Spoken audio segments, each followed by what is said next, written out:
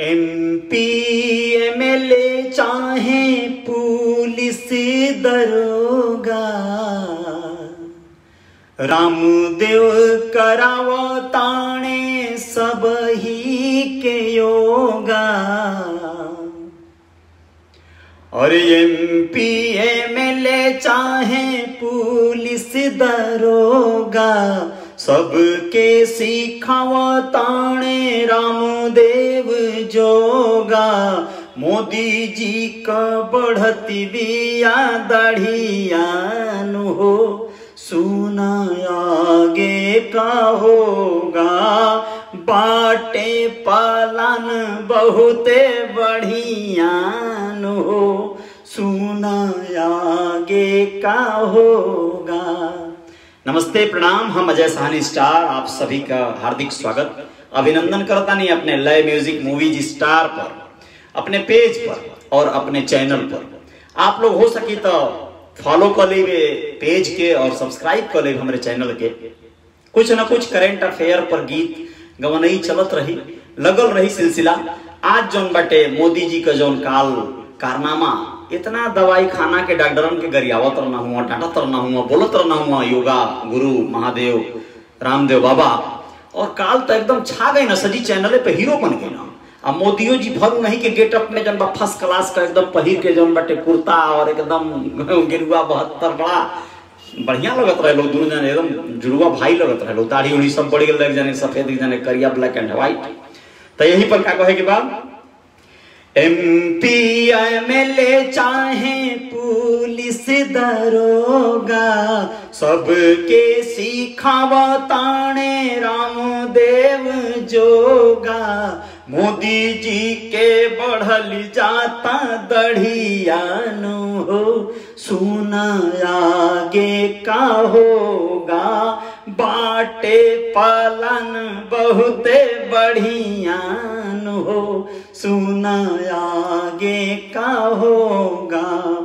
24 ले बन के तैयार होई मंदिर, ओही घरी भाजपा सरकार जाई गिरी। 24 ले बन के तैयार होई मंदिर, ओही घरी भाजपा सरकार भी तगिरी।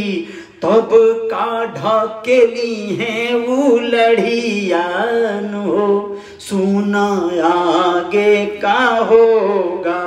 बनी है अयोध्या में पुजरिया नो हो, सुना आगे का होगा। दाढ़ी बढ़ौले के पीछे का रहस्य ये बा, मंदिरों बन के तैयार हो गए रही, खाली हो गए रही हम मोदी जी, तो वही जब पुजारी बन जाए फर्स्ट क्लास का सबसे बड़ा और मठाधीश, ठीक ना। स्विस बैंक में दुगुना हो गईल बा निवेश हो, ये ताजा रिपोर्ट बा, राव सबके मालूम है कि नहीं। स्विस बैंक में जो निवेश लोगन का बाटे इंडियन कम्युनिटी का, वो दुगुना हो गईल बा। पहले 10,000 11,000 करोड़ रहा हुए, अब सीधे 20-22 हजार करोड़ हो गईल बा। हाँ, ये थोड़े दिन के बात हो, 1-2 साल में भइल बा, बड़ा ज्यादा बढ़ गईल बाटे मामला। स्विस बैंक में दुगुना हो गईल बा निवेश हो, जब से भाजपा आइल आगे जाता देश हो। स्विस बैंक में तगड़ा हो गईल बा निवेश हो, जब से भाजपा आइल आगे बढ़ल देश हो। आफत के फूटल जाता, आफत के फूटल फूल झड़िया नु हो, सुना आगे का होगा। बीरबल के पकती बाखी चढ़िया नु हो, सुना आगे का होगा। जितना मंत्री बनले धानवान हो गईले, मुख्यमंत्री सगरी महान हो गईले।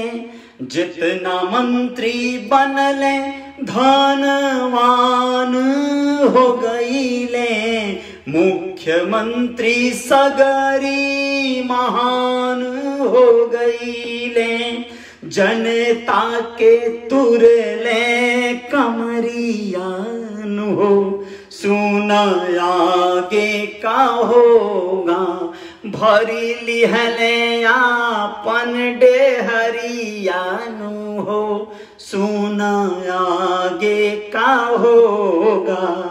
बढ़ी गईल सब चीज के बहुत महंगाई, महंगा हो गईल तेल सुई दवाई, बढ़ी गईल सब चीज के बड़ी महंगाई, महंगा हो गईल दाना पानी दवाई, मंदिर में बजई हैं मोदी थरियानु हो, सुना आगे का होगा।